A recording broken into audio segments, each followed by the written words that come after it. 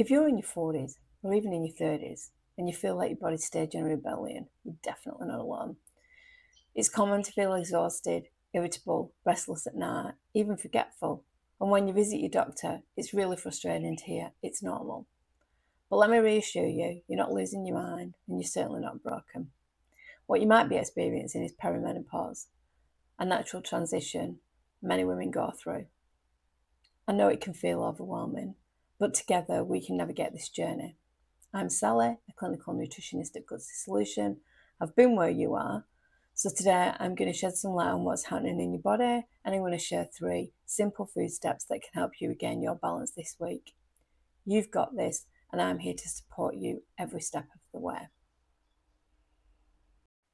So what is perimenopause? Well, it's that transitional period that leads up to your period stopping, when your hormones, especially estrogen and progesterone, start to fluctuate. Usually it begins in your 40s, but it can be as early as your 20s or your 30s and as late as your 50s. And it can last anywhere from a few years to up to a decade. And the tricky part, the hormones don't just control your period, it affects your brain, your mood, your metabolism, your sleep, and even temperature regulation. And that's why one week you feel fine, and the next week you're waking up at 3 o'clock in the morning drenched in sweat, or you're biting everybody's head off. It's not in your head, it's your hormones shifting. Navigating the perimenopause journey can feel overwhelming, but remember you're not alone. There are millions of women that experience similar signs and symptoms, and understanding them can empower you and help you to take charge of your health. There are likely over 70 or more different signs and symptoms, but here are 5 that I frequently observe in my clients. So irregular periods. You might notice that your cycle changes, it becomes shorter, it becomes longer, it becomes heavier. It's a typical sign that I see quite often in women. Many women report difficulty with sleep, so falling asleep, waking up in the middle of the night. Oftentimes this is due to hot flashes and itchiness, or it might be due to the fact that you need to pee.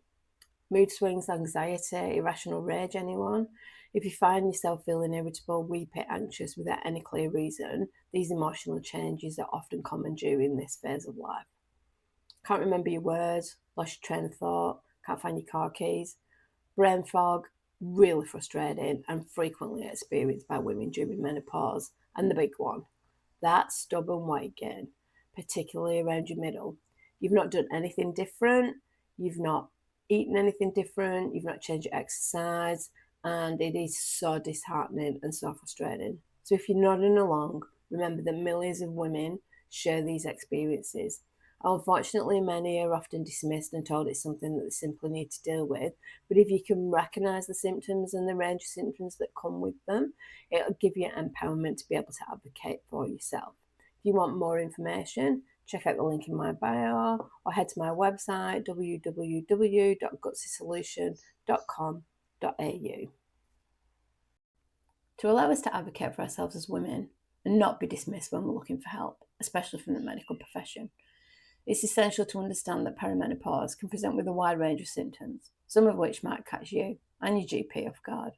So here are 5 signs that you might not have even realised were related to perimenopause. Itchy skin without a rash. As your skin thins and collagen production decreases, you might experience unexpected itchiness. And this can be really irritating, particularly during the night. Heart palpitations. Many women report experiencing a racing heart or feeling like they're skipping a heartbeat during this time. Oftentimes it's linked with hot flushes or feelings of heightened anxiety. But it's really important that you discuss any heart-related symptoms with your GP to rule out any other causes. Frozen shoulder. So if you're struggling with stiffness and pain in one or both of your shoulders, you might be dealing with this condition.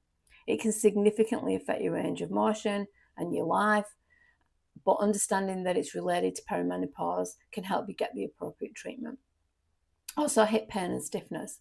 So oftentimes this is mistaken for arthritis or bursitis, but it can be a symptom of perimenopause, and it reminds us that we really do need to pay attention to our bodies.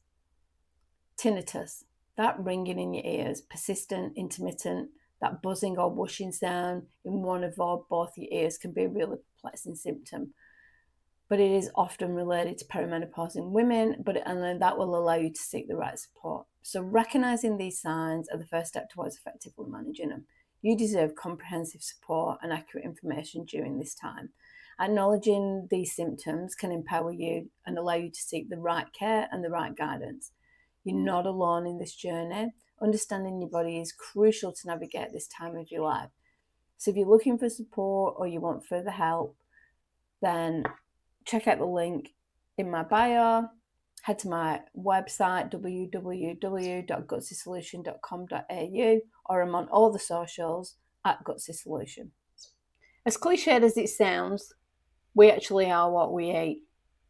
And when we talk about nutrition, we have to remember we're talking about food. We're not just talking about the simple single macronutrients that people hear about all the time: protein, carbohydrates, fats. However, they are important in some aspects of what we eat.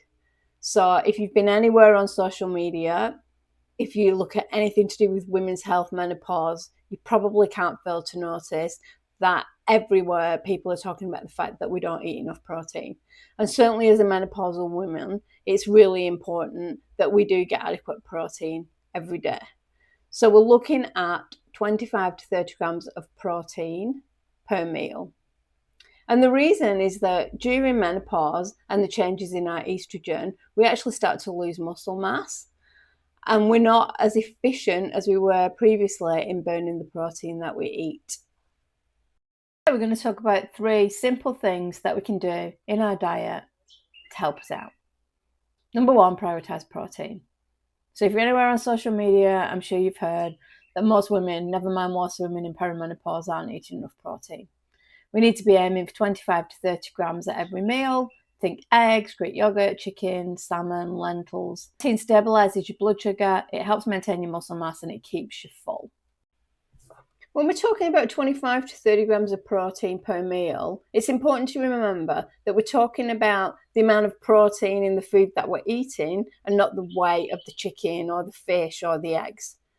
So we're looking, usually it's about 100 to 120. When we're talking about 25 to 30 grams of protein per meal, it's important to remember that we're talking about the amount of protein in the food that we're eating.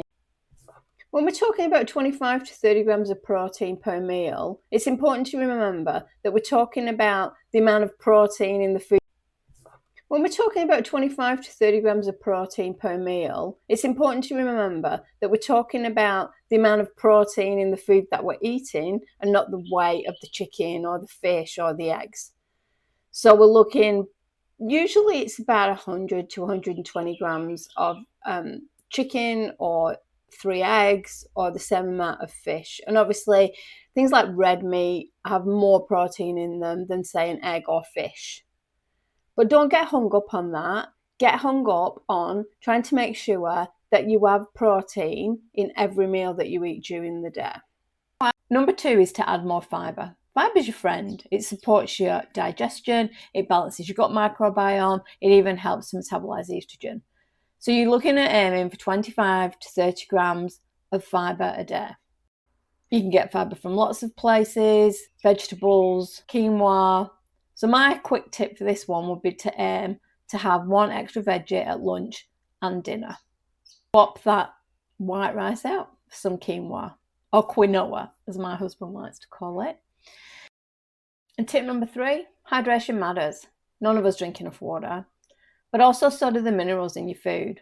Magnesium from nuts, seeds, leafy greens can help calm your nervous system and improve sleep, and potassium from food like bananas or sweet potatoes can help regulate your blood pressure. So if you're experiencing night sweats, sip water consistently throughout the day. Don't just chug it all at once. So, small steps.